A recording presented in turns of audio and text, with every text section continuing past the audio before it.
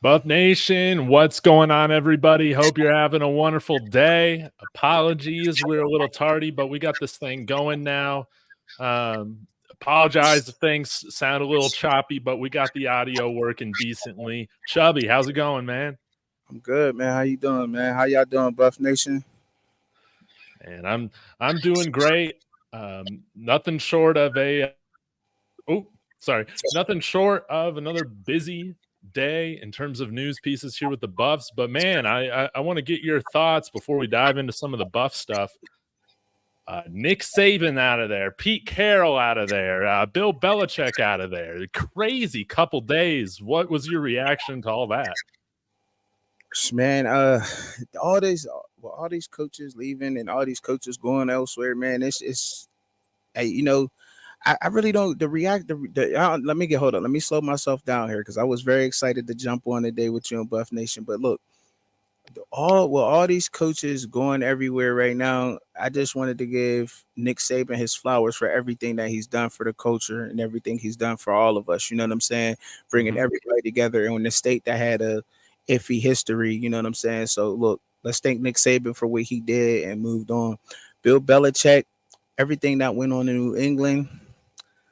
He had some great years up there with Tom Brady, but it was kind of his fault. I mean, I know it don't got nothing to do with it, but still, let's thank Bill Belichick and thank these great coaches for what they have given us and what they've done for our entertainment and everything else, you know? No doubt. No doubt. Yeah, sorry, I'm smiling here to some of the comments that people are saying. But yeah, we've turned a corner right now. We're entering a new era in coaching, and I think Coach Prime's going to definitely be a part of that. And one thing that I'm wondering here, Chubby, I guess one more thing before we dive into stuff with Colorado. Who do you got right now replacing Nick Saban in college football? Seems like Dan Lanning is out of the equation. Seems like Steve Sarkisian's out of the equation. Who'd be the next guy that you'd want to be contacting? The next guy I'd be wanting to contact for the Alabama job has got to be somebody who's been around. I'm not like the crazy thing about this is, and before I get into it, is will any of these NFL coaches even want to come down to the NCAA, seeing that the rules and how the rules is and the lack thereof of rules and how loose this transfer portal thing is? Because I think that had a lot to do with Saban going out of the door. So, with that being said, like you get to looking around. I mean, Mike Vrabel, I think would be a great fit for that job.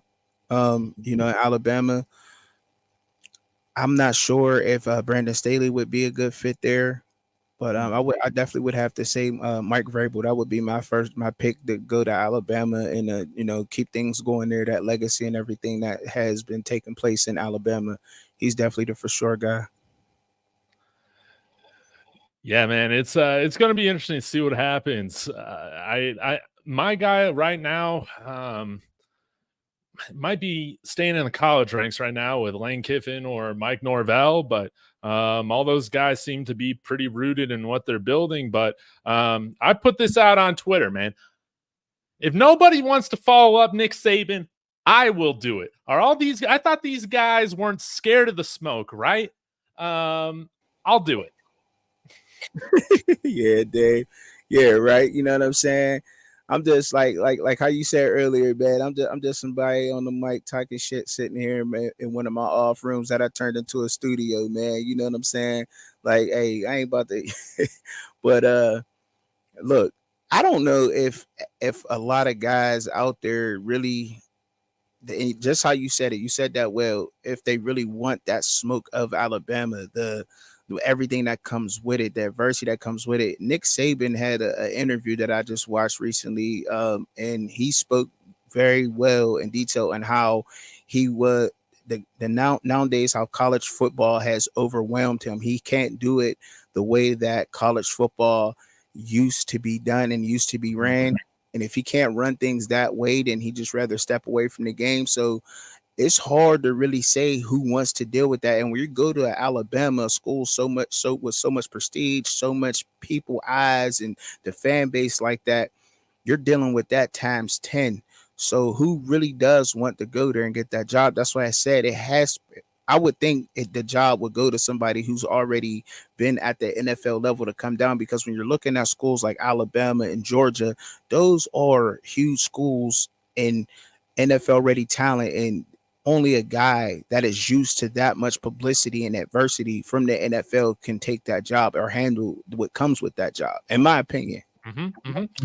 Well, let me throw one in here. And sorry, Chubby, I'm muting you when I talk so I don't get that feedback. So I hope that's cool. But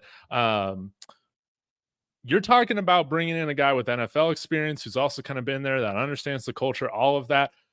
Probably a much more successful college coach than NFL head coach. Still a great mind. Spent a little bit of time at Alabama as well as an offensive coordinator and maybe analyst, if I remember. Wouldn't it be the sexiest hire, but Bill O'Brien? What do you think about that name? Bill O'Brien there? Nah, Dave. I don't know if that's a good fit for Alabama, Dave. I don't know. I don't know about that one. I mean, if you just, I really don't want to get into just like this throwing any just random names out there. I mean, the responsibility of us out here doing what we do, you know what I'm saying? We have to have some guy, you know what I'm saying? Some guy that can fit there. I just don't want to be just throwing out anybody out there, you know what I'm saying? Like, I mean, for all that, like, hey, no disrespect. I ain't dissing nobody. Let's get Big Dog Chico, or no, Raw. No. Let's get Coach Hayes. You know what I'm saying? Like, but nah, but and it's no shot at anybody, but like I said, it has to be somebody who is ready for that adversity at Alabama. And I'm really stuck on Vrabel, man. I think he's young enough. He's a guy that can go there and replace that. I mean, if you're gonna throw out another name there, it may shock the world. It may shock a lot of y'all. Let's say Brandon Staley. I don't know. I mean, he did bad up at the Chargers job. He did bad up at the Chargers job. He did. I mean, the Chargers had a fantastic offense to me. I mean, Keenan Allen, when you look at Keenan Allen and the way he balls out, I know this don't have nothing to do with it. I'm getting a little bit ahead of myself here, but Brandon Staley failed at the NFL level. It may change things, and he may be able to hold a locker room at the collegiate level, okay? The pros is different from the collegiate. It's different when you're a pro and you're a grown man that's a professional versus a young man who wants to become a professional. And I think that he may even shock somebody there. You may get a coaching change somewhere. I heard that the Kirby's assistant from Georgia is the favorite for the job at the moment.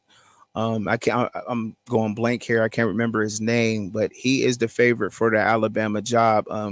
He's an Alabama alumni.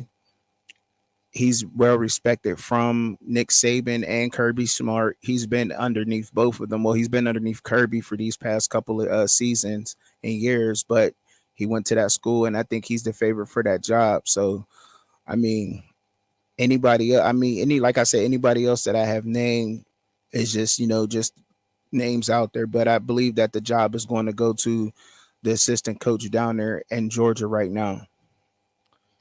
Trying to think of who that was. I guess the way that you feel about Bill O'Brien, I would feel about Brandon Staley. I don't think he's coached in college at all, actually, but let's pull this up here right now, Chubby. And I'll unmute you. Is it Will Muschamp or Mike Bobo? Was he at Bama for a little bit? I don't think it was. Who was it? It was that. I don't think it was Mike Bobo. It was. Keep going, man. Go down. Was it Glenn Schumann? I don't think it would be any of the support staff. Can't remember the guy. I just seen his name. I just seen it too. I just read up on it. I hate to do that and say that, but I just came off of live too myself off of Facebook. I just came off of a live. So, but yeah, I did see it. What did I see? I think I seen it on Twitter. That's where I said I want to see. I seen it up on there. But anyhow, we can move on to the next question though, if you want. Yeah, we're going down a rabbit hole that kind of all over the place. But yeah, he definitely is a guy that is well respected to move on to to move on there. I heard his name. Let me get it. I'll get it pulled up. We'll get it while you keep going. Go ahead. Oh, hold on real quick. No, you're good, man. Let's let's transition to stuff we actually know a little bit more about. is what's going on with Colorado. Since we last talked, Chubby, we've had a couple more commitments come out here. I think most notably DJ McKinney, a nice corner with some size that I believe started for Oklahoma State this past year. LeJonte Wester, who was a big-time slot receiver, over 1,100 yards last year at FAU, over 100 catches as well. Very shifty, twitchy type of guy, probably competing right there with Jimmy Horn for the starting slot position. We got today Taring Carter, who's a big 300-pound body that can play either the A or B gap, graded out much better playing the B gap before his ACL injury that happened, that causing him to miss the 2022 season. So pretty interesting. And then DJ Lundy, man, wearing Buffs gear one day, back to Florida State the next. Want to give your quick reaction to our new additions, and we can go from there. Well, I mean, I've always liked what Coach Prime and that staff is doing over there at Colorado right now. You know what I'm saying? Big ups for the Buffs. But I'm gonna take a little spin here and I'm gonna say this. All of that is all good and everything is okay, but where is the consistency in these coaches at? Like, no, really. And I know a lot of people, y'all get ready to get your fingers ready and typing, because look, Charles Kelly leaving that defense, all is good. You can add whoever you want to add. First off, Jimmy Horn Jr. needs to be starting. Jimmy Horn Jr. should be starting. I don't care who y'all bring in. He was there last year. All these new guys don't know how it feels to be in Boulder wearing that black and gold for 1 year. They were somewhere else last year. They don't know how it feels to have the expectations placed upon them as the team last year from Boulder did. So all of those guys that was in Boulder and put on that black and gold and hit that field and played their ass off and played their hearts out, they know how that feels to finish 4-8. That is a team full of champions. Nobody is used to losing on that team, but you got to have that hunger and keep that hunger there. It's all good to go in the portal and get whatever you want to get for competition, a little bit of depth, but you got to keep that core there, those guys there that know what it felt like to lose, so that they have that drive on the field, that hunger, that tenacity, that strength that they had. You got to bring those guys back. You can't let all these guys go into the portal and change up a whole team and bring in. It's cool to bring in the competition and the depth, like I said, but you want the guys who was there last year that finished 4-8 to come back, because they know what it feels like to be in the Boulder crowd, to see the Boulder kids, to see the Boulder women, the Buffs fans when they're happy, to see the Buffs fans when they're sad. They know that feeling and everything else. Nobody else knows that feeling except those guys from last year. So they need to be there, lead that team, bring in the depth and the competition for the positions. Cool. But what did I mean by the consistency in the coaches? I meant simply that we need that there. That needs to be announced. It don't need to be announced. That's just for our benefit. But he needs to be there to get this defense rolling now, because now all those defensive backs who learned from Charles Kelly and Coach Sanders last year, now they have to deal with somebody else new. They got to get this rolling. Now it's starting all over, and you keep bringing in all these new guys and wanting to replace all the old guys that know the feeling. We'll probably get a repeat from last year. I know it's something that I know it's not something that everybody wants to hear, but it's just the truth, man. It's just the truth.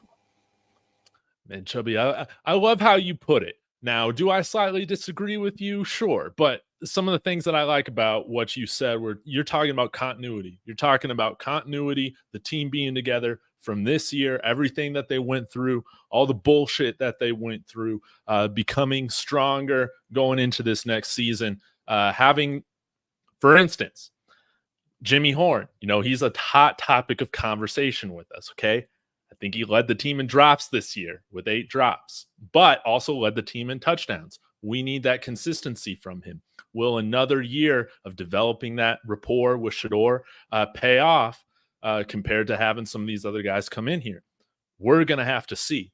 But one other thing that you pointed out that I really like is you're talking about we need guys to come in here and build the level of competition. I think with the guys that have hit the portal outside of the offensive linemen, which I don't think many of us are that upset about seeing any of those guys hit the portal. But outside of that, the 6-7 guys that have left the team really weren't getting any meaningful snaps at all outside of Anthony Hankerson. So it's going to be interesting to see where this whole thing goes in the spring session. And you're talking about the coordinators. I feel like the report is right now, or like the vibe is that they have been hired, but they haven't been announced. But don't meetings start next week with classes kicking off next week? I mean, we have to announce these like within the next few days, don't you think? Okay, well, look, before I answer that, I wanted to go back into what you just said about like, okay, because you said you disagreed on that, right? You disagreed with Jimmy Horn, he dropping balls. See, that's what you need back, though. You need that same feeling back. Mm-hmm. He knows how it feels to drop 8 balls in front of a Boulder crowd. Will Shepherd don't know how that feels to do that. Not in front of a Boulder crowd. You know what I'm saying? He don't want that feeling again. Jimmy Horn Jr. is going to do everything he can do this season to come in prepared and ready to not drop 8 balls and to add 8 more touchdowns to his resume this year. Mm-hmm. You know what I'm saying? Savion Washington had a bad season blocking last year off the edge. He knows how it feels to have a bad blocking season in front of a Boulder crowd. He will not repeat that same thing. And that's what I'm saying. Like, they know how that feels, and you have to bring that back. You know what I'm saying? Because look what happened when we you can name 3 offensive linemen probably. I can name a good, 2 right now that we let go up out of Boulder and could have helped our offensive line tremendously last year. And they both went into teams that made the college football playoffs. That's all I'm saying. Keep some of the people there.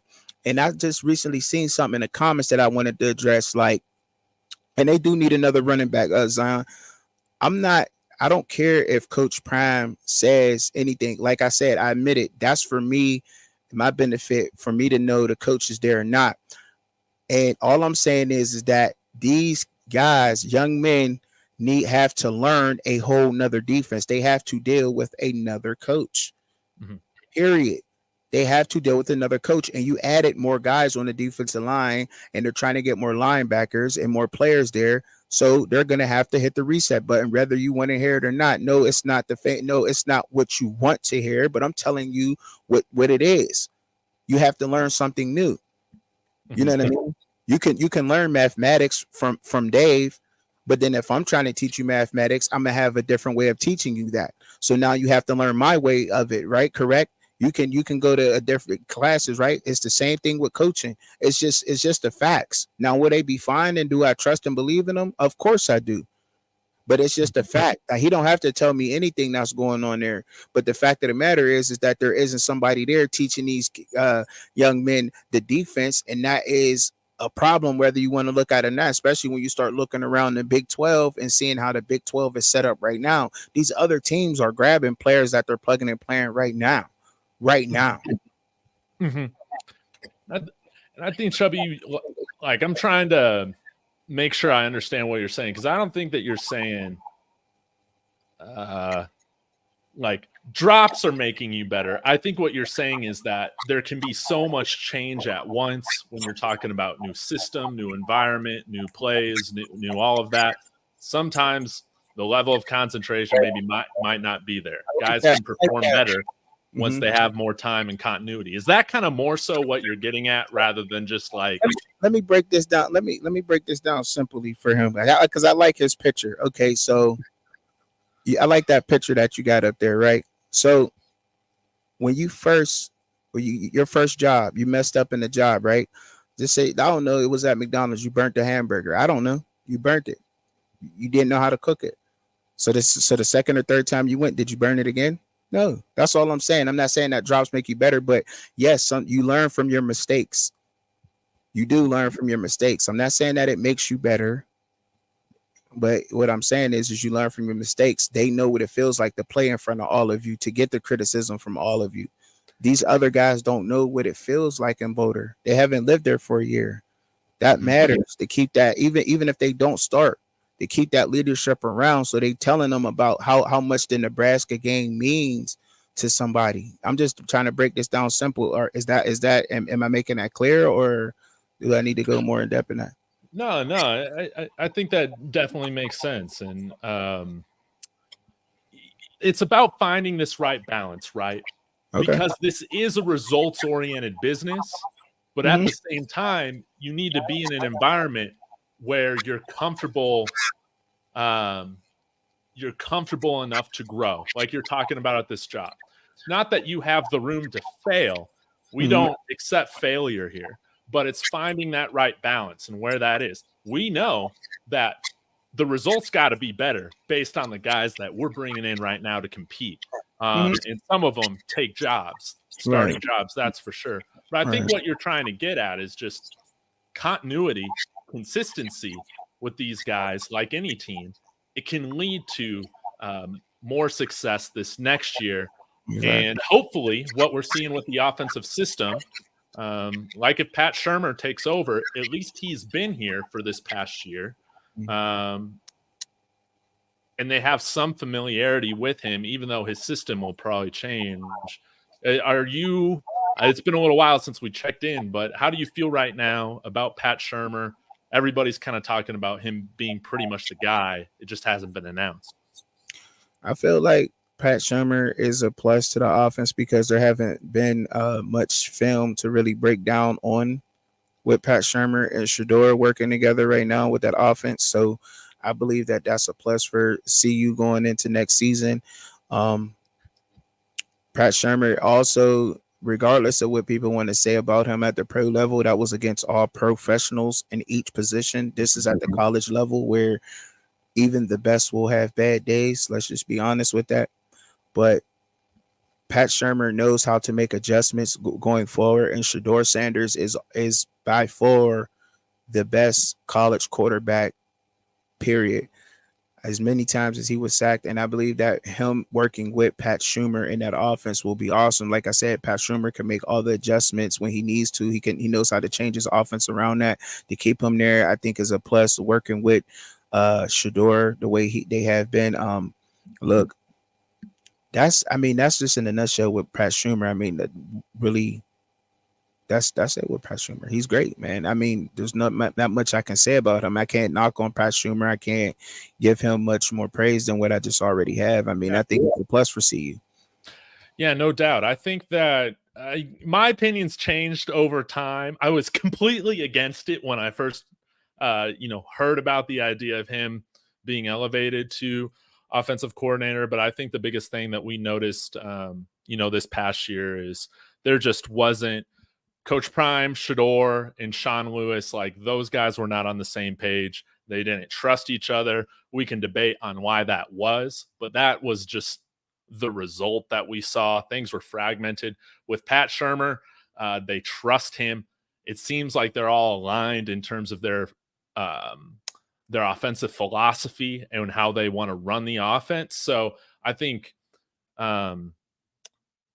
let's say Pat Shurmur is a 7, on a scale from 1 to 10. It doesn't matter if Pat Shurmur is a 10, but if he shares a different philosophy than the quarterback and the head coach, it's just not going to work out.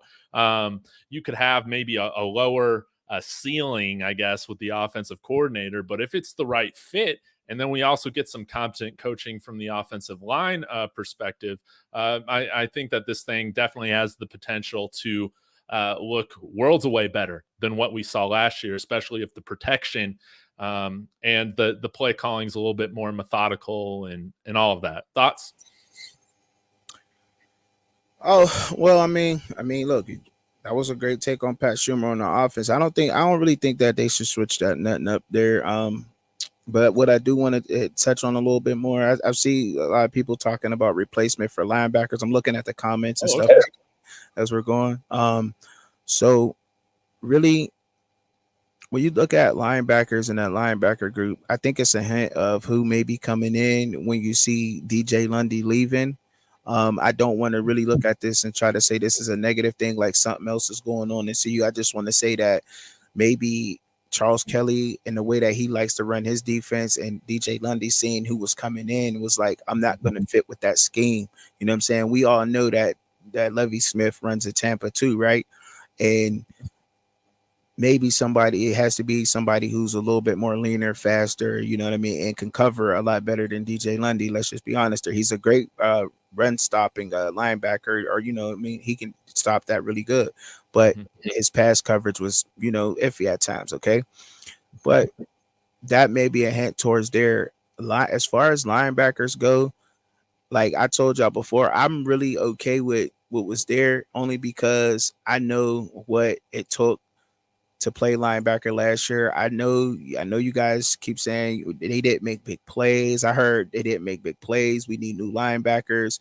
And a lot of that had to do with the defensive line. And and that's it. I mean, I don't want to call names out off the defensive line, but a lot of the poor linebacker playing that we seen last year, guys, came from the defensive linemen, not in their gap assignments. You know what I'm saying? When Bishop Thomas is taking on a double team, somebody's solo one on one. Nobody was getting past that solo block.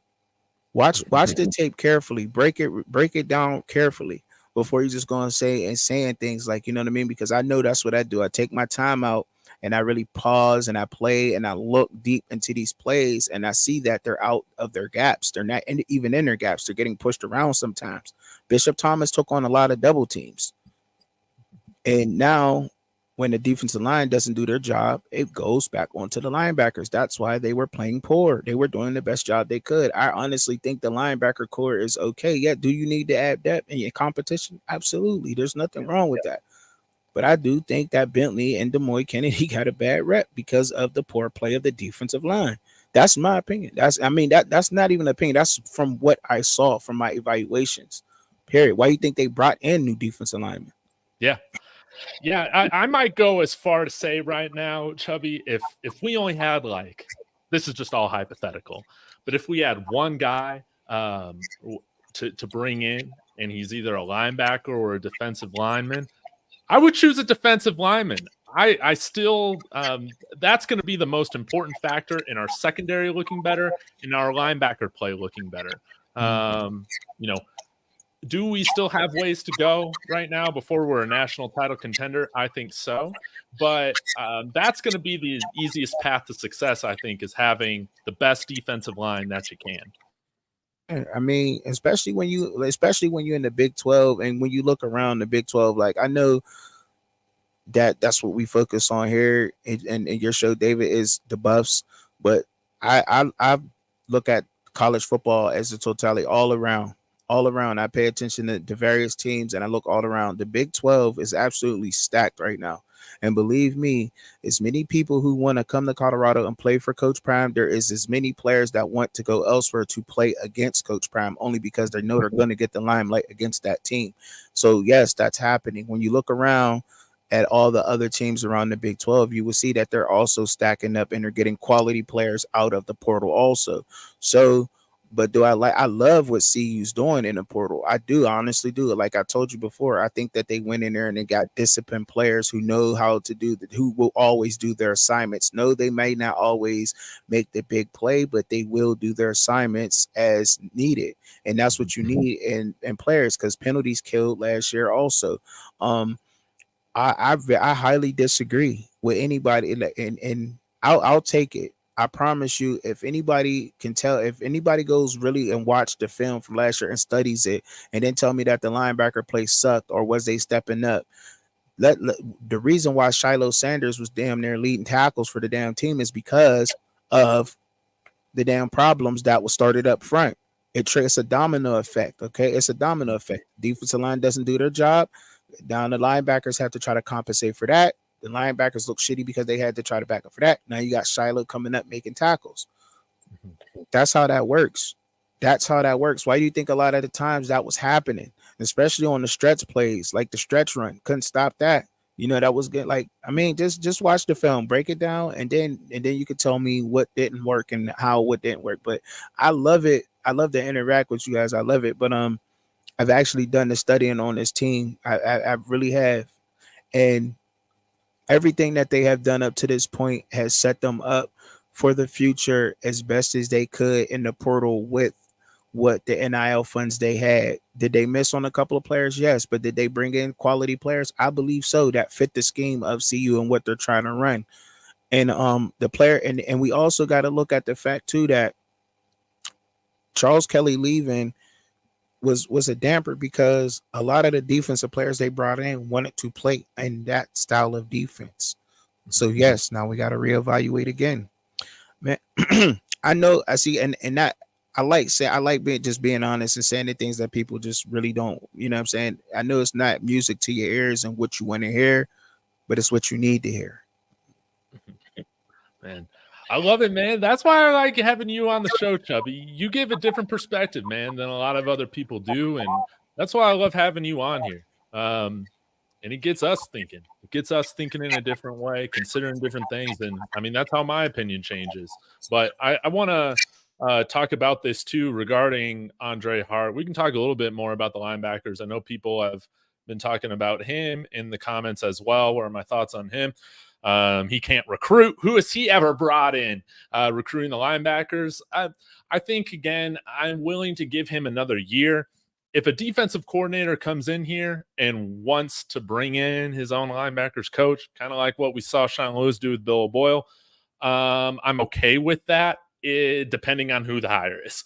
But with how things stand right now, I'm assuming Andre Hart's going to still be on the staff as the linebackers coach, and I would like to see him have another year to see what the linebackers look like. Again, pretty much the whole room is staying, and seeing what they do another year working with him with an improved defensive line, and particularly the guys that he did recruit and bring in from the high school level last year, Victory Johnson and Morgan Pearson, how they developed this year after their redshirt year. Those are guys that and Kofi Taylor Barracks. I mean, they could be some of the best athletes that we have in that linebacker room. We're just going to have to see, but give him another full year, and then we can evaluate after that. Chubby, do you have any other further thoughts on Andre Hart or any of those linebackers I just named off? No, I really don't. Because I don't even know if some of them guys will honestly see the field. But yeah, but I think that it was. I see a Zion. I like interacting with this man. Yeah. Charles Kelly's defense, right? I believe that it was not horrible. It wasn't horrible the first week, was it?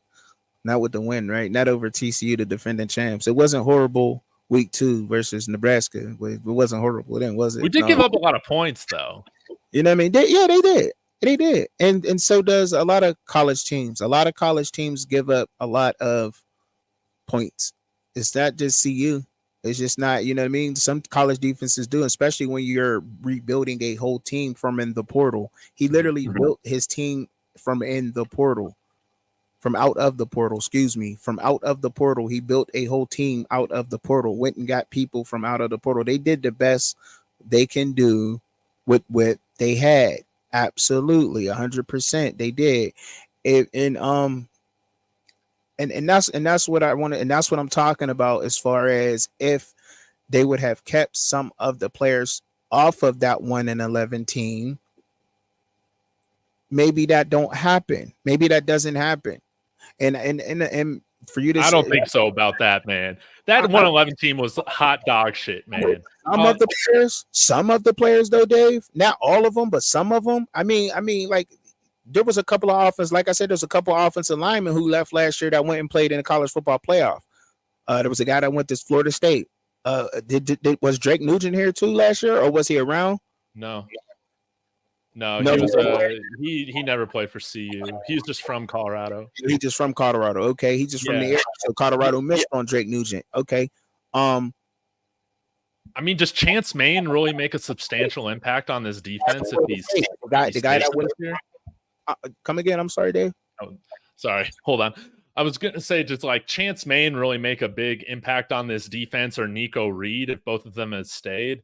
I really don't think so. I really do believe that we had substantially more talent on our defense this past year than we had the year prior.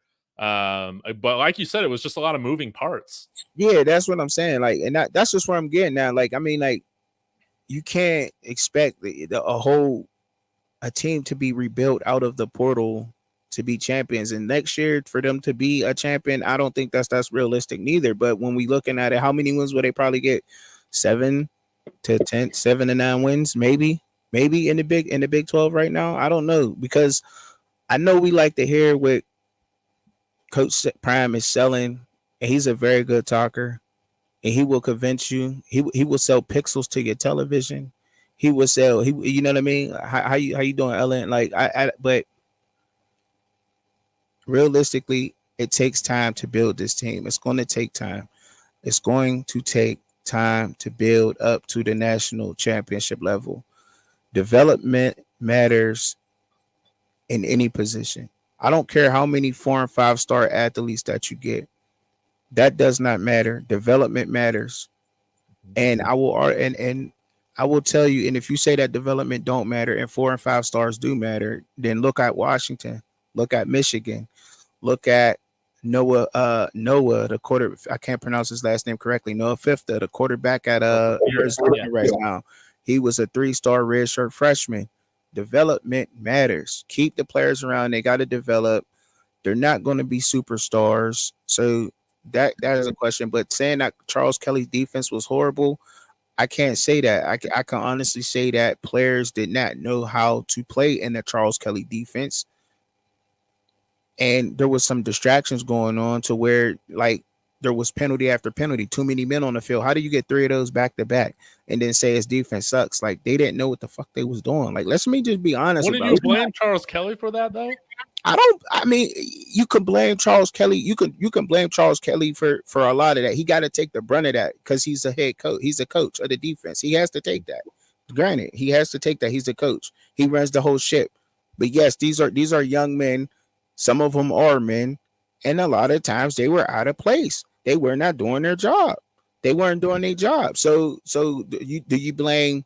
So we can blame Shador getting sacked on Sean Lewis. You just blame that on Sean Lewis. Do you think Sean Lewis wanted to drop back and pass that many times? Oh man, we're going down a big rabbit hole here, Choppy, guys. I mean, this has been a hot topic of my channel, the last few months. Regardless, though, I mean, we can speculate on who was saying you need to pass more, all this stuff. At the end of the day, even if he was told to pass more, he ran no blocking schemes in which that he helped that offensive line, and he also hired a offensive line coach that I coin as Bill, none of my guys know their assignments, O'Boyle. There you go. And that's on Sean Lewis, man. And I think Prime has alluded to this a little bit with him directly interviewing and hiring Coach Loadholt on the offensive line this year. He allowed Sean Lewis to make that hire last year, and it made things 10 times worse on that offense because it was clear that that man was over his head. I don't care that he didn't have talent. Every time you saw that man talk about the line, he blamed everybody else but himself for their performance. And it just wasn't a good hire. No, I mean not for what they were trying to run. No, I agree with that. I agree with that, Dave. I defer to you on that. I was just trying to make the point, like, you can't. But everything, of course, the defensive coordinator, offensive coordinator is going to take the blame for mostly everything that goes wrong with the offense or the defense. But to say that his defense just sucked is just crazy to me because, like, I mean, they've been good. There's been good defenses. Coach Prime knew he was hiring when he brought him in. I think that's like what people say. They were ranked 127th in the country. It just didn't work. I mean, the defense just didn't work because the lack of talent that was there, that we thought that was there, and it just wasn't. The talent wasn't there. That's why they got whole new people. I mean, that's just the fact of the matter. But the coach got to take it. And for me being a player in football, for me playing professional, semi-professional football before, and being on a team, I don't like to sit there and blame the coaches for all the time, because a lot of that got to do with us and us not doing our jobs and being on our A game too. You know what I'm saying? Especially when you subbing in and out. We know who's supposed to be in what package. We know when they call 4-3 base cover one. We know when we call jumbo package goal line defense. We know who's supposed to be out there. We know that. Coach shouldn't have to tell us that. And the fact that you had to babysit the team like that is the fact of the matter, is why we ended up with the record we did last year, is because you had to babysit some wannabe grown men. Let's just be honest. I agree with you on that. No doubt. And really quick, Vagabond, man, you're totally right. I think it's a both and type of thing. Our coaching needed, has a lot to improve on. And you can say, hey, we were the 127th ranked defense under Charles Kelly. How much worse is it gonna get? No. I didn't play in the league, Avery. No, I played semi-professional football up here, man. You know what I mean? It's a lot of grown men. You know, some Division One scouts who, players who maybe weren't so-called the best or whatever. You know what I mean? Just some semi-professional football in the area up here in New York, man. But we really balled out. You know what I'm saying? I balled out with some very good talent. You know what I'm saying? Sometimes guys use it for like the spring football, sometimes they use it for that kind of thing too, summertime. Yeah. A lot of college students sneak into the league and they play against us, and but it was very fun. But I did play against a lot of high value talent and I've been in the locker room and around some good coaches, decent coaches. And I just know that as being a young man, I was 22, 23 at the time.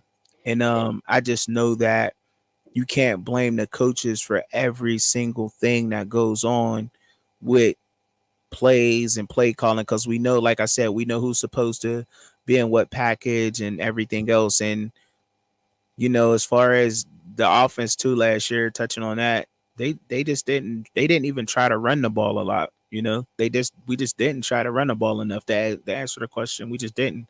If you can get 3 yards and 3 downs, then, I mean, I'll take a 4-from-1 with Shador back there. You know what I'm saying? Yeah. You know what I'm saying? Like, it don't look, it's not sexy, but we just didn't try to run the ball enough, and that helped because, and I know for a fact, because we had a horrible offensive line and it didn't show up into the championship game. You know what I'm saying? But we ran the ball consistent, and that helped them guys, because now they can go, they can attack. You know what I mean? And when you're sitting back and you're in pass protection the whole game, that hurts the offensive line that tremendously. Like I can't harp on that enough. Like, them being attacked every play and knowing that you're passing is just horrible for your offensive line too. But, and I will say that to defend them. But yeah, man, no, I didn't play in the pros. You know what I mean? I went on a little rant there. But yeah, no, I didn't. Man, but I love it, man. I love it. I mean, this is how everybody gets to know you. And I mean, hey, you are a lot closer to the pros than I ever was back in my day. But another question for you, Chubby. Where in New York were you, man? He said, "Where are you from?" I'm not from New York. I'm from Pittsburgh, Pennsylvania. But I was in Buffalo, though, to answer your question. Buffalo. Okay.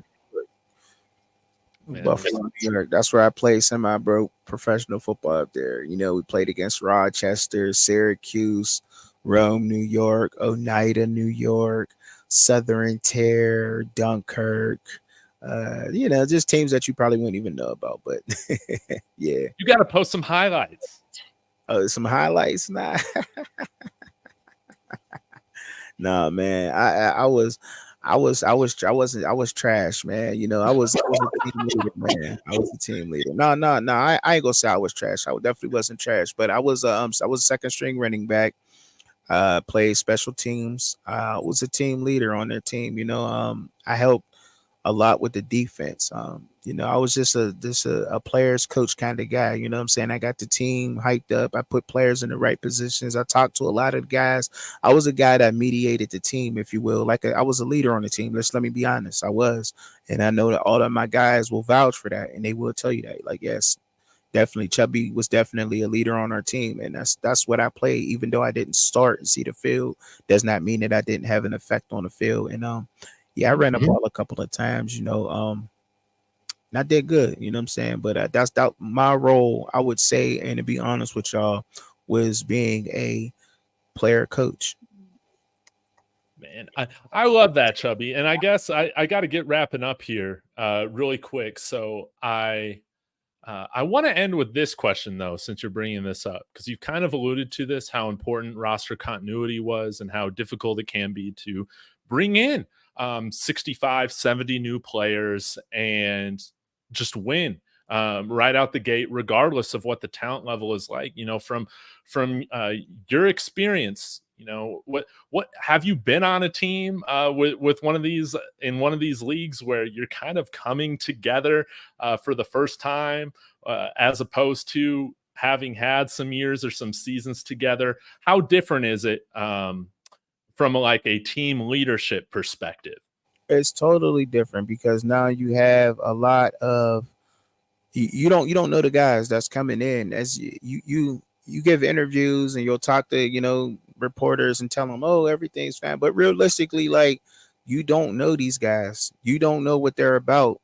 You know what I mean? They're coming in trying to take your spot, to compete for your spot. There's competition there. There's going to be a little bit of animosity there. You know what I'm saying? And that's what I'm saying. I was from speaking from a team's perspective, like that's a hard thing to do.